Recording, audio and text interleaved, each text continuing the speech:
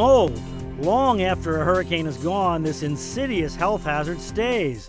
It grows and spreads easily, and it has to be dealt with properly.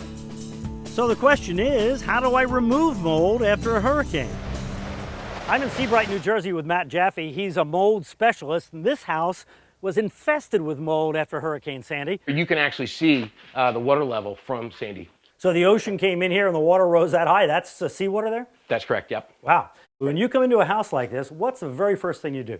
What we want to do before we start is take all the valuables we can, wipe them down, move them into the attic. We're going to seal that area off. That keeps the mold from getting up there. So you're going to contain the mold to down here and get the clean stuff up there. That's correct. All right. Now, why wouldn't you just put bleach over that? It seems like you put bleach on there and you kill the mold. Bleach will burn mold. Bleach isn't going to get rid of mold. And antimicrobial is what you need. All right. But because the mold gets in the sheetrock, is that what you're saying? That's right. It's going to grow on this side, it's going to go through it, and it's going to end up on the other side. And now we got to test for moisture. Let's do that over here. It's a very simple meter to use. Okay, we apply it to the wall. Those pins actually stick through the sheetrock. Okay. Now that we test it, it's red. Okay. Wet.